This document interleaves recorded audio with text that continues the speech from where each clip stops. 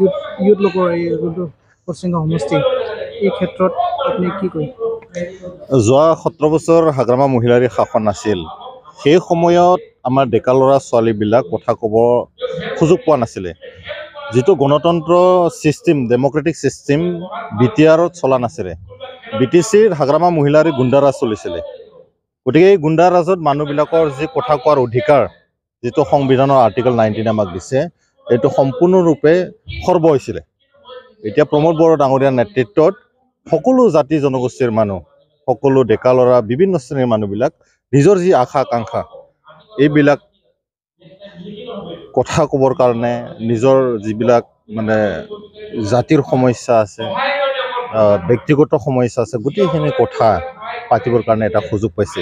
আপুনি বা মই যে মাত্ৰ এতিয়া কথা পাতি আছোঁ, এই সুযোগটো প্ৰমোদ বড়ো ডাঙৰীয়া BTR CM হোৱাৰ পিছত আমি পাইছোঁ।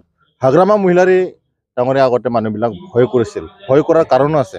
তেখেতৰ সময়ত 2008 আৰু 12ত গোষ্ঠীগত সংঘৰ্ষ হৈছিলে। আপোনালোকৰ এই ওদালগুৰিতে মাইনৰিটি আৰু বড়োৰ মাজত সংঘাত হৈছিলে, সাংঘাতিক ধৰণৰ সংঘাত। আৰু এই সংঘাতত যিবিলাক মানে ধ্বংসযজ্ঞ চলোৱা হৈছিলে, এই ধ্বংসযজ্ঞত ক'ৰবাত নহয় ক'ৰবাত হাগ্ৰামা মহিলাৰ ৰাজনীতি লাভালাভ হৈছিলে। গতিকে এই গোটেইখিনি আজি যদি আমি হিষ্টৰীটো অকণমান বুটলি চাওঁ, আজি আমি শান্তি পাইছোঁ। আজি আপোনাৰ লগত কথা পাতিব পাৰিছোঁ। এই যে ডেকা ল'ৰা ছোৱালীবিলাক আমি 100 জন মাতি ফালে যে কথা পাতিছোঁ, তেওঁলোকৰ পৰা আমি ছাজেশ্যন বিচাৰিছোঁ। তেওঁলোকে ভৱিষ্যতে কি কৰিব বিচাৰিছে, BTR কেনেকৈ হোৱাটো তেওঁলোকে আশা কৰিছে, এই কথাবিলাক তেওঁলোকক আমি ক'বৰ কাৰণে সুযোগ দিছোঁ। আৰু তেওঁলোকৰ মনৰ কথাটো কৈছে যে হাগ্ৰামা মহিলাৰ সময়ত সঁচাকৈ আমি কথা ক'ব পৰা নাছিলোঁ। এতিয়া প্ৰমোদ বড়ো ডাঙৰীয়া খুব মানে ফ্ৰী মানুহ, তেখেতৰ লগত আমি নিজাববীয়াকৈ কথা পাতিব পাৰোঁ। আমাৰ আশা আকাংক্ষা আমি শ্বেয়াৰ কৰিব পাৰিছোঁ। আপোনাক মই প্ৰশ্ন কৰোঁ ছাৰ, মানে এতিয়া BTR অঞ্চলত প্ৰায়ভাগ মানে এতিয়া 4 বছৰ ৰানিঙতে মানে কৰি দেখাই আছে। তো গোটেই আকৌ যদি আগুৱাই যায়, আকৌ 5 বছৰ চান্স পায়, কেনেকৈ সলনি আনিব বুলি আপুনি কি আশাবাদী কৰে? হাগ্ৰামা মহিলাৰে লিখি ৰাখিব লাগে। আৰু BPFৰ যি কোম্পানী আছে, গতিকে হাগ্ৰামা মহিলাৰে আজি তাৰিখত গম পাইছে যে তেখেতৰ চৰকাৰ কোনোদিনা আৰু BTRত নাহে।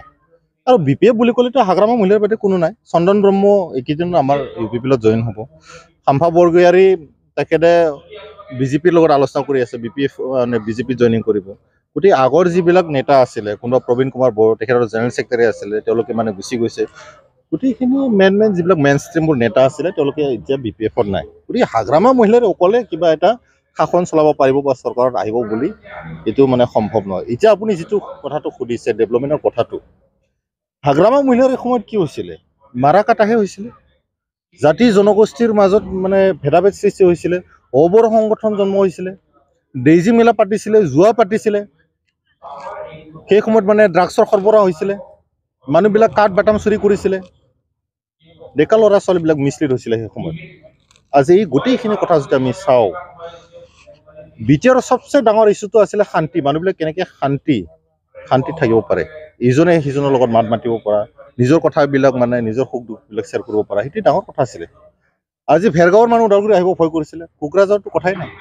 7টা বজাৰ পিছত কোকৰাঝাৰ সম্পূৰ্ণ বন্ধ হৈছিলে। আজি আপুনি চাওক, ৰাতি 1টা-2টা মানুহ তাতে লগ পাব। আজি BTC ছেক্ৰেটাৰীৰ সন্মুখত আপুনি চেল্ফি মাৰিবলৈ যায় মানুহবিলাক। ডেট মিনছ ইয়াতে শান্তি আহিছে, এটা পৰিৱেশ আহিছে। যেতিয়া শান্তি পৰিৱেশ থাকিব, সেই শান্তি পৰিৱেশত মানুহবিলাক বিজনেছ কৰিব পাৰিব, কোৱালিটি এডুকেশ্যন ল'ব পাৰিব, হিউমেন ৰিচোৰ্চ মানে সৃষ্টি কৰিব পাৰিব।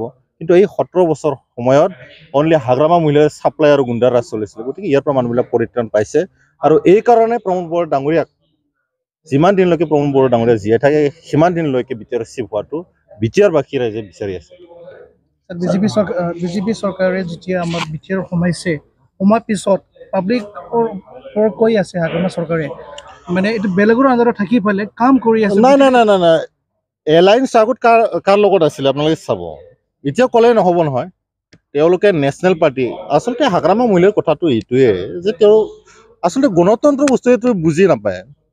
আজি সংবিধানত লিখা আছে নেকি যে BJP বা কংগ্ৰেছ ইয়াতে সোমাব নোৱাৰে বুলি পেলাই? ইণ্ডিয়াৰ যিকোনো জেগাতে তেওঁলোকে পলিটিকেল পাৰ্টিৰ এক্টিভিটিছ কৰিব পাৰে। সেইটো এণ্টি বা সংবিধান বিৰোধী হ'ব নালাগে বা দেশ বিৰোধী হ'ব নালাগে, সেইটোৱেতো কথা। এতিয়া UPPL জন্ম হোৱা কিমান দিন হৈছে? ইয়াৰ আগতে দেখোন হাগ্ৰামা মহিলাৰে সৰ্বানন্দ সোণোৱাল ডাঙৰীয়া যেতিয়া চিফ মিনিষ্টাৰ আছিলে অসমৰ, সেই সময়ত এলায়েন্সত আছিলে তেওঁলোকে। এতিয়া আমি এলায়েন্স কৰাৰ কাৰণে তেওঁলোকে ক'লে হ'ব নেকি আমাক মানে BJPত সোমাইছে বুলি পেলাই? আজি শান্তিৰ কাৰণে বিজেপি আৰু ইউ পি বিলক বি টি আৰ বাসীয়ে আকলিয়াই লৈছে। এইটো বৰ ডাঙৰ কথা।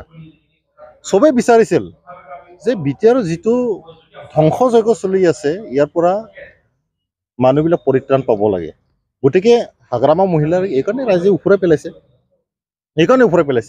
আজি বিজেপি ইয়াতে এলায়েন্স থকাৰ কাৰণে চিফ মিনিষ্টাৰ হাতৰ যিটো হোম ডিপাৰ্টমেণ্টটো থাকে ইয়াতে কোনো অশান্তিৰ সৃষ্টি হ'বলৈ দিয়া নাই। আপোনালোকে পাইছে নেকি যে মুছলিম আৰু বড়োৰ মাজত আকবাৰ যুদ্ধ হ'ল, আদিবাসী মানে কোনোবা গৈ ফালে গুলিয়াই মাৰিছে। ডাঙৰ কথাটো এইটোৱে আছিলে, যেতিয়া আমাৰ ইয়াতে সশস্ত্ৰ সংগ্ৰাম চলি আছিলে সেই সময়ত কিছুমান মানুহ ইয়াতে টাৰ্গেট হৈছিলে আৰু পলিটিকেলি মটিভেটেড কিছুমান প্ৰপগেণ্ডা থাকে। এতিয়া আপোনালোকে চাব ABMSৰ প্ৰাক্তন সভাপতি লফিকুল ইছলাম কাৰ সময়ত হত্যা হৈছিলে? কোকৰাঝাৰৰ মাজমজিয়াত এজন ছাত্ৰ সংগঠনৰ নেতাক যদি দিন দুপৰত গুলিয়াই মাৰিব পাৰে, তাতকৈ ডাঙৰ কথা কি হ'ব পাৰে? তেওঁতো কোনোবা উগ্ৰপন্থী সংগঠনৰ নেতা নাছিলে, তেওঁ আছিলে ছাত্ৰ সংগঠনৰ, ছাত্ৰৰ কাৰণে কাম কৰিছিলে, ৰাইজৰ কাৰণে কাম কৰিছিলে। কিন্তু সেইটো হজম হোৱা নাছিলে সেই সময়ত যিবিলাক শাসন কৰি আছিলে।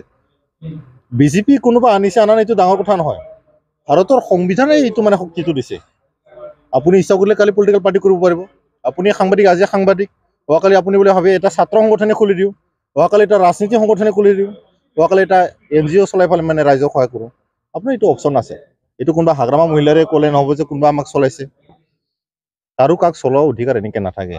মানুহ যেতিয়া শিক্ষিত হ'ব, ডেমক্ৰেটিক চিষ্টেমটো ভালদৰে চলিব, তেতিয়া আপোনাৰ চব ঠিক হৈ যাব।